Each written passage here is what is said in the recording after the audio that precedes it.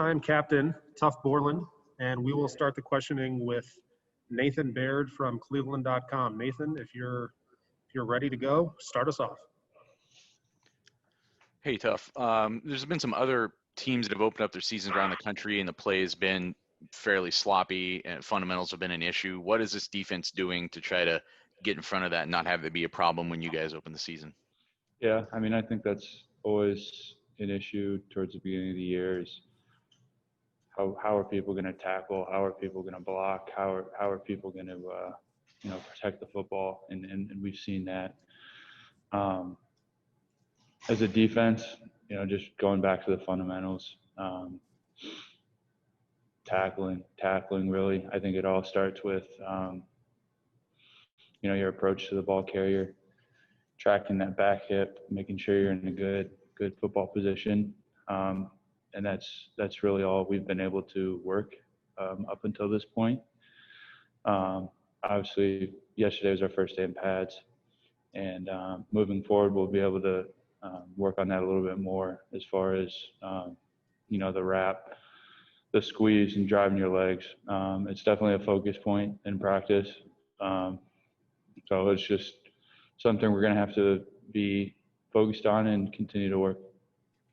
And Coach Washington was talking about what Pete could gain by moving over to Will this year. Barron's talking about how excited he is to move to Sam. I guess both of those guys, how does the defense benefit if those guys play a lot in those positions this year?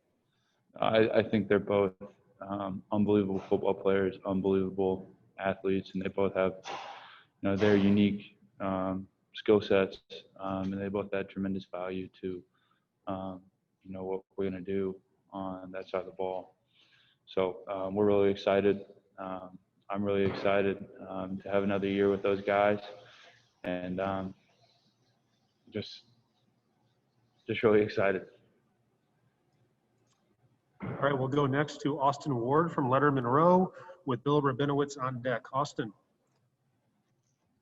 Tough when Pete and Barron and all these guys are getting to talk about playing different positions. Do you feel like you're missing out? That you're just still there in the middle, Mr. Consistency with nothing new? No, I mean, I think each year, you have different things you want to focus on. Obviously, I have experience at Mike, and I'm comfortable there. I'm very comfortable there. But each year you have focus points on things you want to improve. So I think staying at that position makes it, a little bit easier because you kind of already have a feel for, what's gonna happen in the game setting. So just take those things, continue to work on them. Has been my focus. Sorry, who's coming up behind you, catching your eye that eventually at some point you're not going to be a captain and starting for the Buckeyes, and someone's gonna have to take your place. Who's coming in behind you? All those guys have done an unbelievable job. Dallas, Taraja, guys, you guys all talk about it all the time. But, top to bottom, the whole room has done an unbelievable job. This offseason, it's been a little bit unique. But you can tell guys have put in a lot of time, and the work shows. And even guys like Mitch and Cody, they've come in and they've done an unbelievable job. So top to bottom, you can't say enough good things about this room. All right, next up is Bill Rabinowitz from the Columbus Dispatch with Clay Hall on deck. Bill. Tuf, you've been here so long, I think most Buckeye fans think that you're definitely a known quantity. How are you going to be a different player this year if you are? What have you worked on? How do you think you'll be different? No, I mean, I think starting from quarantine, being away for a little bit, I was able to really focus on the things I needed to work on. I kind of tried to change my body a little bit, lean up, improve speed, explosiveness, and focus on, block destruction, something that's, you really need in the middle around those guys. But I also know I need to be able to play in space and cover well and tackle in space. So those are the things I've really tried to attack this offseason. How much weight did you drop, if that's what happened? No, I haven't dropped any weight. I actually gained weight, gained a few pounds, but just leaning up, getting my body right where it needs to be. And just in terms of the unit, I get the sense it's a very unselfish unit, and it's going to have to be, right? Because you guys are going to be mixing and matching so much. Yeah, I mean, definitely, top to bottom. These guys are all unbelievable players, unbelievable athletes, and I have nothing but confidence that, if whoever's in the game is going to perform at a really high level. Thanks, Tuf. All right, next up is Clay Hall from WSYX with Colin Hass-Hill on deck. Clay. Yeah, Tuf. There's so many. This room is so veteran. You and Justin are graduates. I mean, Pete's a senior, Barron's a senior. I'm just wondering, not about clicks, but are the older guys more concerned about real life stuff and who knows what, where the younger kids, Tommy and some of those guys, are worried about their girlfriend and the psych test, where you guys have moved on to a different place off the field? Is that possible? And still maintain the camaraderie? No, I think it's definitely possible. The camaraderie in this room is unbelievable. We're extremely close. I feel like this is one of the closest units since I've been here. Obviously, we're all in our own unique spaces. Some guys are older than others. But with the whole COVID situation, some guys are moving out of the dorm. All guys are really, and they're in the a local apartment complex. So those guys have had to grow up and take on some responsibilities that otherwise they wouldn't have to. So I don't know how much difference in age there is. Okay, so you haven't got your stock portfolio figured out yet? No, not quite yet. Thank you. All right, next up is Colin Hass-Hill from 11 Warriors with Tim May on deck. Colin.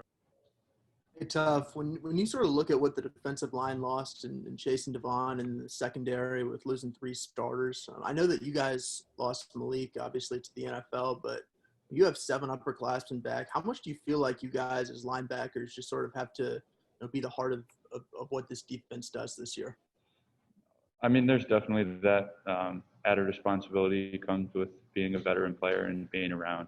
But guys in those 2 groups have stepped up big time and are going to have to continue to do so. We've kind of taken it upon ourselves to kind of lead the defense as a whole each day in the way we attack it, and our energy, our enthusiasm, the way we approach practice, meetings, and everything. At some point, some guys have to, show the younger guys the way, right? How to be a pro, how to a professional in the way that they attack their off the field stuff. So in the classroom, the way they approach their film study, things like that. Then I was wondering for you specifically, what do you think makes a good middle linebacker, and what have you seen from the other guys who are getting reps at Mike throughout the off season and then with just preseason camp beginning? I think a lot of it is a mentality. You're going to be in there banging with the bigger guys, but you can attack that with a mentality and certainly technique to overcome, taking on the 330-pound offensive lineman, whatever it is. And then being versatile enough to just play in space, drop in coverage, and do everything that you need to do. Up next is Tim May from the Tim May podcast with Bill Landis on deck. Tim. So if it's been 9 months since you've gotten to line up with pads on, and hit somebody. Just how revved up are you guys, especially in the linebacker room, to get back to what y'all call business? No, it's great. Running onto the field yesterday, it was, it was an unbelievable feeling just to be out there with the guys. It truly felt like what a fall football season would feel like. We were just excited to compete, excited to, I think Coach Hartline said enough of the basketball stuff. Well, yeah, it was good. It was good to be out there and feel the contact, certainly, and play, just play. Yeah, there was a former defense coordinator at Ohio State who once said basketball is a contact sport, football is a collision sport. I think that summed it up. You personally, what will Pete Werner bring to the will position? What tells you that he could be very, very good at that position? Well, obviously Pete, extremely versatile player. Last year played Sam. Actually was playing safety in some of our coverages. But extremely versatile, extremely athletic, has a lot of experience. So you're going to have that veteran, savvy type linebacker over there. And most people don't know he's 245 pounds and he can bring it. So he's going to do a great job over there at Will. And by the way, one quickie, you're third-year captain. You've been playing almost since you got to Ohio State.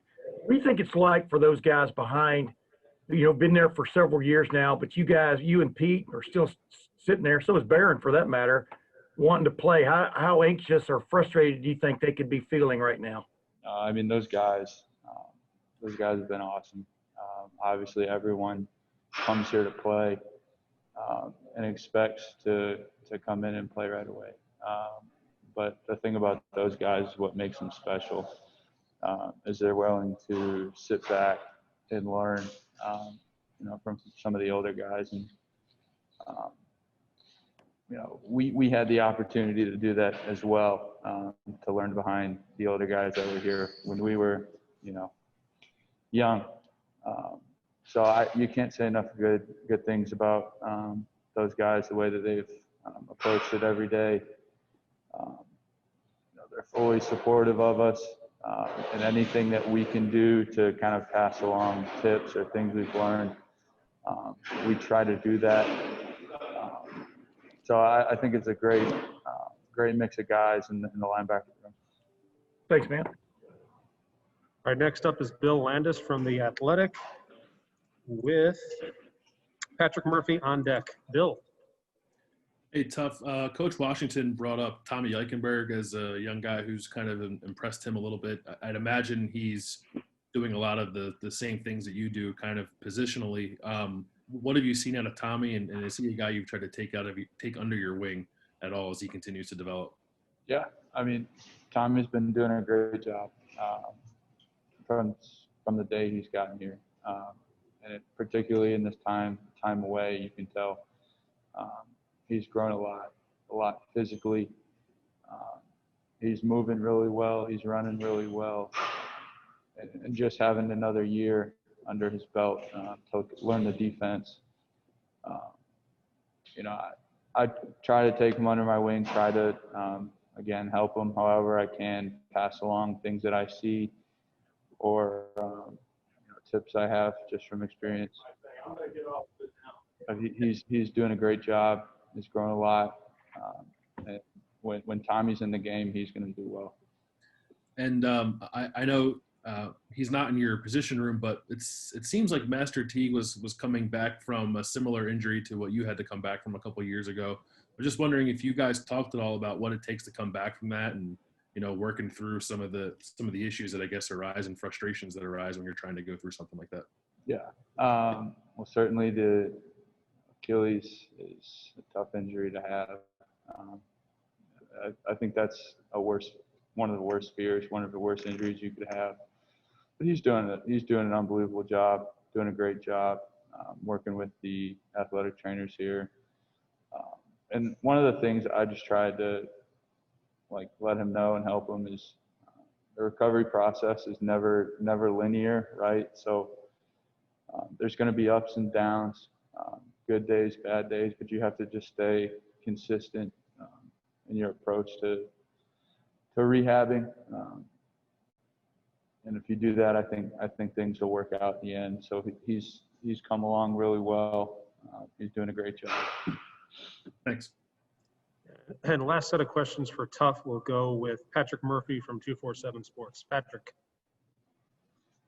Tuf, we obviously know about your leadership as a three-time captain, but Barron was talking about the linebacking group as a whole stepping up as leaders, being the more veteran group of the defense. How have you seen some of the other veteran linebackers kind of show that this offseason?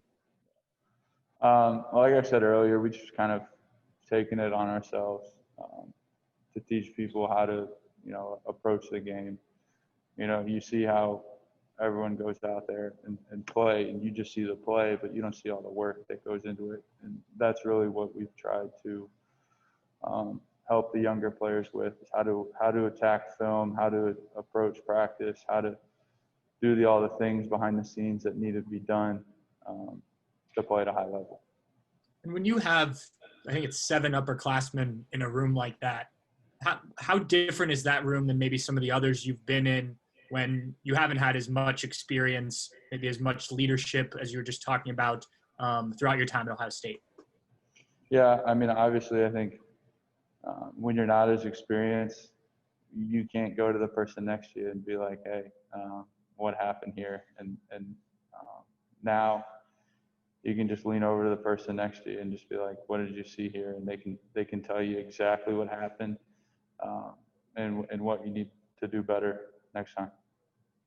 Thanks, Tuf. All right, Tuf. Thank you very much. Really appreciate your time today. Have a great practice.